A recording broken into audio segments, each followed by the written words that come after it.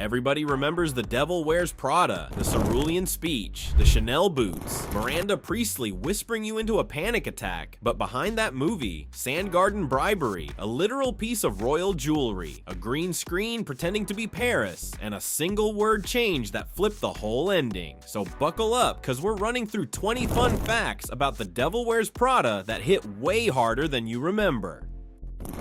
Segment 1. The ninth choice. Let's start with the most insane casting fact ever. Anne Hathaway, she was the studio's ninth choice for Andy Sachs. Hathaway said it herself on RuPaul's Drag Race in 2021. The studio first chased Rachel McAdams 3 separate times. She said no every time. Then they ran through Scarlett Johansson, Natalie Portman, Kate Hudson, and Kirsten Dunst before Hathaway even got a sniff. 8 massive stars passed before the role landed on the woman who would define it. Bro, the casting list reads like an Oscars seating chart. Segment 2, the Zen Garden Stunt. To actually win the role, Hathaway pulled a move straight out of Andy Sachs' playbook. She physically tracked down Fox 2000 executive Carla Hacken, found the tiny Zen garden sitting on her desk, and traced the words "hire me" into the sand. Director David Frankel confirmed it, so the actress who plays the relentless try-hard intern was a relentless try-hard intern in real life. That's not just method acting, that's pre-method acting. Segment 3, Meryl made the call.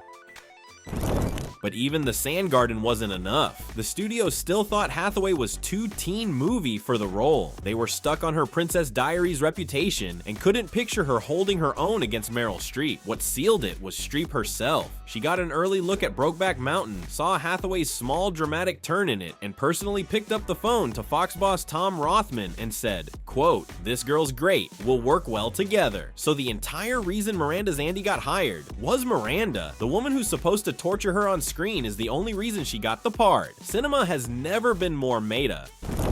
Segment 4, Emily Blunt's dive bar audition.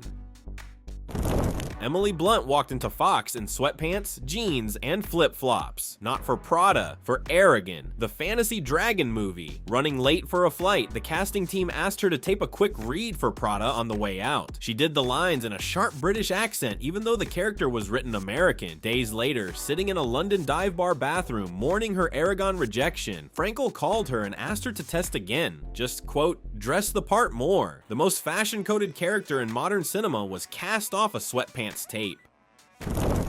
Segment 5, the whisper was improvised. Now we get to the moment the whole cast realized this movie was about to slap. At the first table read, everybody expected Miranda Priestly to be a screamer, bossy, loud, barking orders. Streep opens her mouth and delivers the lines in a quiet, ice-cold whisper. Hathaway said the entire room drew a collective gasp. The most iconic vocal performance of the 2000s wasn't written in the script. Streep just decided to do that.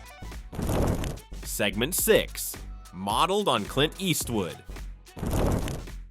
And that quiet voice? Streep stole it from Clint Eastwood.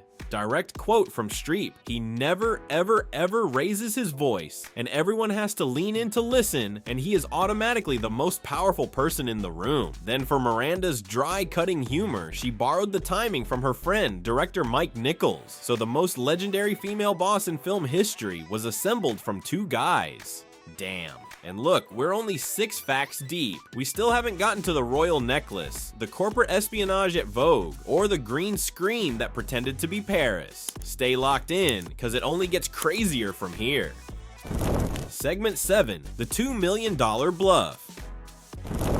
Streep was originally offered $2 million for the role. She found it insulting, so she pulled a Miranda Priestly in real life, told the studio to double it or she'd walk. Fox immediately caved and paid her $4 million. She literally weaponized the character's cutthroat business instincts against the people writing the check. Bro really negotiated like Miranda before the camera even rolled. Segment 8, Streep refused niceness. On day one of filming, Streep walked up to Hathaway and told her, "I think you're perfect for the role. I'm so happy we're going to be working together." Then immediately added, "That's the last nice thing I'll say to you." And she meant it. Streep went full method, isolated herself in her trailer for the entire shoot, and refused to socialize with the cast. She later called the experience horrible, said she could hear them laughing through the trailer walls, and vowed never to do method acting again. The coldness you see in that office was real. Segment 9, the white hair power move. Fox didn't want Miranda to have white hair. They wanted standard contemporary styling. Streep modeled the cut on supermodel Carmen Delarefis and IMF head Christine Lagarde, then walked into a meeting with the head of Fox wearing the full white wig to physically force their hand. The most iconic visual choice in the entire film wasn't in the book, wasn't in the script, and was openly opposed by the studio. Streep just willed it into existence. Segment 10, the 19th century royal necklace. That huge gold necklace Miranda wears to the gala, not a prop, it's a real 19th century artifact commissioned by King Edward VII for his mistress, the actress Lily Langtry, an archaeological revival piece with Egyptian motifs loaned to the production by New York jeweler Fred Leighton. So Streep was casually wearing a piece of British royal scandal worth a fortune while delivering one-liners about belt selection. That's a movie prop budget on steroids. Segment 11, the cerulean speech is fake. The cerulean monologue is taught in fashion schools as a brilliant explainer of how trends trickle down to the mall. It's also completely made up. Screenwriter Aline Brosh McKenna admitted at a Vulture Festival panel that she invented the Oscar de la Renta cerulean gowns and the Yves Saint Laurent cerulean military jackets. None of that fashion history happened. She wrote it because it sounded authoritative. Bro really got fact-checked by fashion historians 20 years later. Segment 12. Streep picked the word. And the word cerulean itself, Streep picked it for the sound. McKenna sent her a list of options: lapis, azure, cerulean. Streep chose cerulean because it rolled off her tongue best, and the script was rewritten to use it 4 separate times in the speech. The most famous fashion lecture in film history hinges on an actress's ear for syllables. The cerulean sweater used on set, by the way, ended up in studio storage with a corn chowder stain on it. Iconic. Segment 13, the Chanel boots are investments. The thigh-high boots Andy strides into the office wearing post-makeover? Archival Karl Lagerfeld pieces from the Chanel Fall/Winter 2005 collection.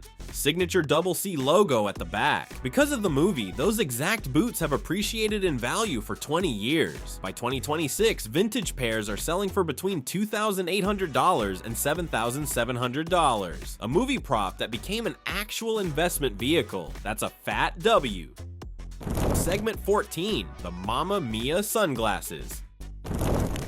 After filming Wrapped, the $1 Million wardrobe got auctioned off for the charity Dress for Success. Streep kept exactly one thing, Miranda Priestly's designer sunglasses. Then 2 years later, she wore the same exact sunglasses while playing Donna in Mamma Mia. So somewhere in the cinematic multiverse, the ruthless New York editor and the ABBA singing Greek hotel owner are literally the same person. Damn. Segment 15, corporate espionage at Vogue.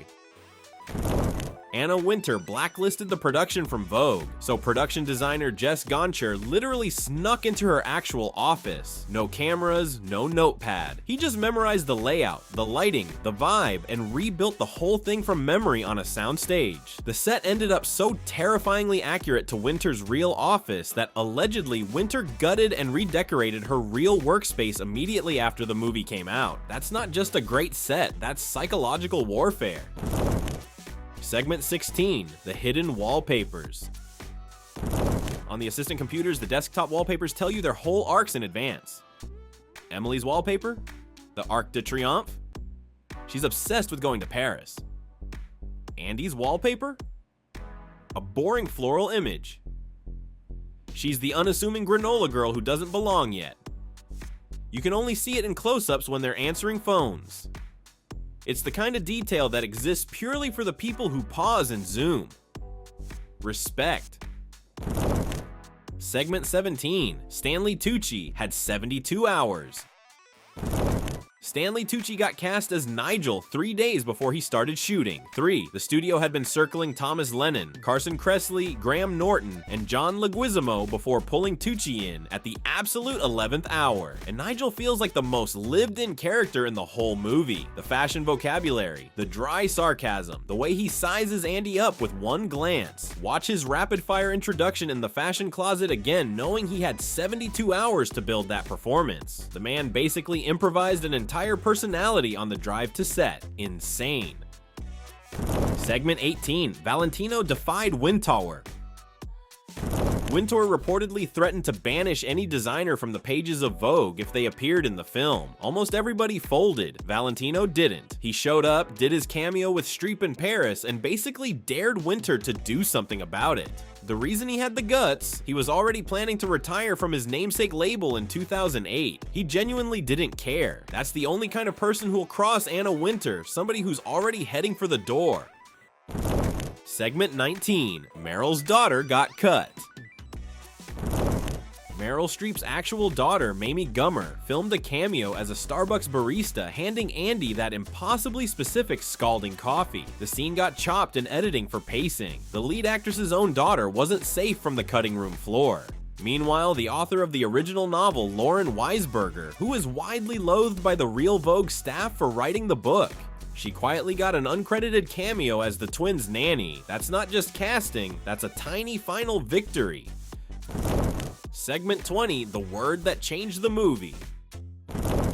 And we have to end with the finale fact, because this one rewrites the whole movie. At the table read, Streep silently changed one word in the final limousine scene in Paris. The original script said, "Everybody wants to be me." Streep changed it to, "Everybody wants to be us." One word, me to us. And it completely flipped the meaning of the film. Everybody wants to be me is just Miranda flexing. Everybody wants to be us implicates Andy in the corruption, in the betrayal, in the whole moral compromise she's been making the entire movie. It turned a workplace comedy into a quiet psychological thriller about ambition. Screenwriter Aline Brosh McKenna has called it the most important line change in the entire production. One actress, one improvised word, and suddenly the cerulean speech isn't a fun lecture anymore. It's a warning. That's not just an edit, that's a thesis statement. And Andy throwing her phone into the fountain seconds later hits completely different once you realize Miranda already told her exactly who she was about to become. And that's 20 fun facts about The Devil Wears Prada you probably didn't know. If you want to see more wild behind the scenes secrets from the movies you thought you already knew everything about, click on the video right here. Trust me, you don't want to miss it.